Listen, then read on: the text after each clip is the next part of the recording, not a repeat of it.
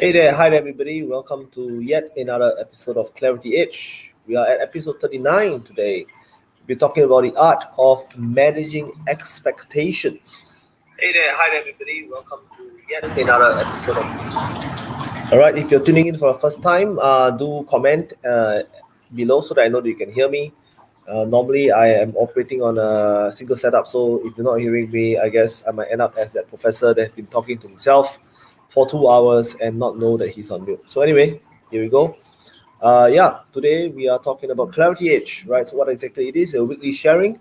Normally I release videos every week to talk about different concepts and ideas relating to business development as well as growth strategies. So if you're a business owner and you want to find out a bit about how to the tools you can use for business development as well as to grow your business or your network, yeah, please do tune in.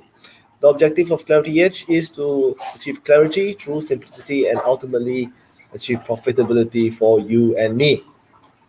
Right? So yeah, clarity through simplicity for profitability, right? Helping you achieve ROI of your investment in your business as well as your network as well as your efforts into the world. Please note, profitability don't always have to be about money. It can be about many other different things. Right, today, the art of expectation management. Now, what exactly are we talking about here today? Okay, we'll talk about relationships because we can't talk about expectations if we don't talk about relationships. We'll talk about why are expectations important and how can we strengthen expectations and some pro tips.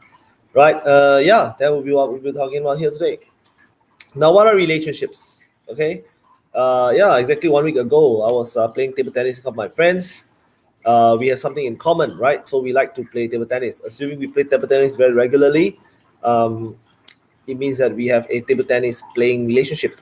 So relationships comes from the word relate, right? Relate is based on the concept of common ground, right? So when I say relationships, what I'm actually talking about is what you have in common with that person.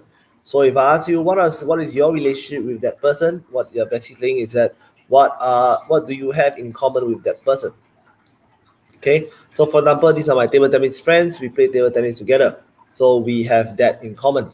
Now we might be business associates, we might be brothers, we might be related as cousins, we might be suppliers and vendors, we might have a professional relationship or whatever.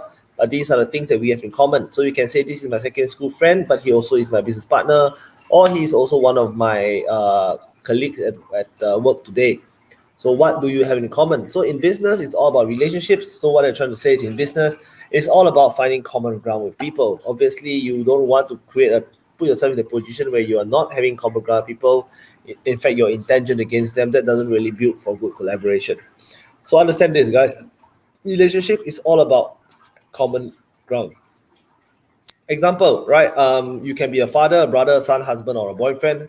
So these are the different kind of relationships you have. That is what you have in common with a person. So obviously, if you're a father, it means you have children. If you're a brother, it means you have a sibling. The thing that you share with your sibling is that you share the same parents.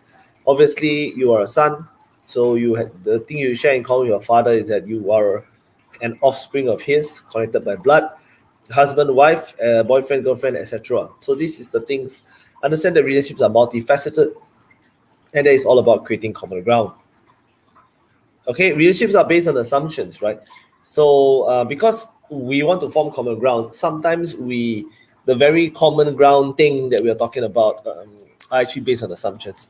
So for example, if you are in a Harley Davidson club, or rather you ride a Harley Davidson, I also ride a Harley Davidson. I see that we both ride the bike, so we make certain assumptions about the kind of person that we are, and then we decided to like each other simply because of the assumptions we have. Right, but the Harley Davidson might be not mine. It might not be mine. It might be something that I borrow from my friend, or I might have just rented it for a weekend just to figure out if I like it or not. So that's assumptions, right? So relationships are based on assumptions before they are reality, and obviously, most of the things that we focus on are all based on assumptions because we assume that you will behave the same tomorrow as you did yesterday. It is fundamentally an assumption. All right, so just understand this. Now, why are expectations important in a relationship? Well, take a look at this. On your left hand side, you see a fine dining set. On the right hand side is a uh, tray that you use in prison. I actually googled it. Right, it's a tray that you use in prison. Now, if you look at this left hand side, right, you see the fine dining set. Do you know what is missing? Now, whether you know what is missing or not missing, right, you literally need to have an expectation. If you're expecting a fine dining set, you then you will know what is missing because you have an expectation. Maybe you expect food to be on your plate, but there's no food. On the right hand side is that if you have no expectation or you expect a tray in a prison to be like that, and you achieve that, you will not have any negative reaction because you are expecting it, right? Similarly, if you go to a fine dining restaurant, if you're expecting this, you get this, you're happy or you're okay. But if you're expecting one and you get the other, this causes a discrepancy. This is known as a mismatch expectation. So this mismatch expectation is what causes a lot of what would have been common ground become uncommon ground. So why are expectations so important? Okay. Expectations are the foundation of all relationships. The moment expectations start to become mismatched or go out of order, relationships start to break down because what they thought was in common now start to cease to be in common. Assumptions can cause delights or depressions. For example, if I expect that you're going to give me $10, you came and you gave me $20, I will be very happy because I'm happy, right? I'm like a wow factor. Next, depression. If you expect to get great coffee and then you tell the coffee tastes very bad, then obviously the assumptions and the expectations actually causes a depression.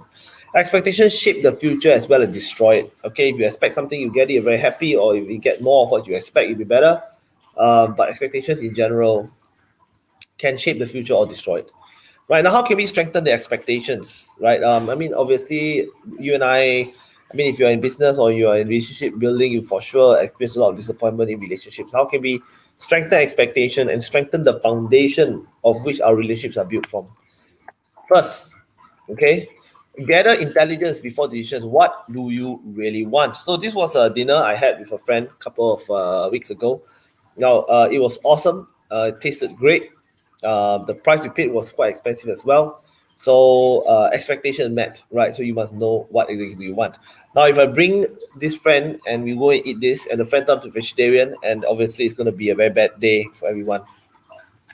Talk about it. Talk about it. Talk about it, right? So talk about how you can give them the thing that they want.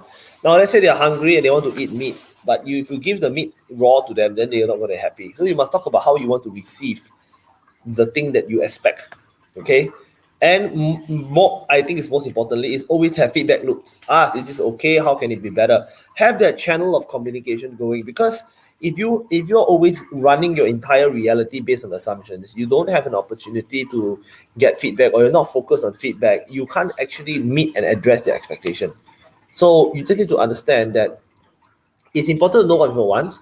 It's important to know how you can give it to them. But you need to have this feedback loop so that you know when you're falling short of the expectation. You, of course, you need to have the maturity to know that sometimes people are unexpected. Sometimes people change their mind. Sometimes people are poor in communication, or they can't get it through, or you are poor in communicating, you can't get it through. So understand that you need a feedback loop to strengthen the expectation foundation. So basically, it's very simple. If you don't have feedback, you can't build good relationships because the assumptions will wear itself out when reality kicks in. That's what they say. What the secret to good relationship is communication. That's what they say because you need to keep talking about it. You need to create multiple feedback loops and keep checking whether or not the feedback loops are effective. There's no point I tell you and you still continue to do the same thing, right? And of course, no, the no-brainer, exceed those expectations, create a wow factor, and your relationship will strike. So people always feel that, oh, whenever they work with you, they always get their expectations positively exceeded, right? So you create a good brand, and you create good reputation, you create good relationship, and you eventually have good friends in your life, right? So here are some pro tips for you, right? First, okay, when in doubt, always ask. Okay, don't gay kyang, don't be smart, don't assume what people want. Have the courage to have a courageous conversation, right? In doubt, ask. Don't assume. Okay, even though you may risk some embarrassment on yourself, don't worry about it. Just ask. Don't please everyone, okay? Please those who matter. Don't sell ice cream, okay? If you want to please everybody, sell ice cream. All right. Decide who you want to make friends with. Decide who you want to grow with.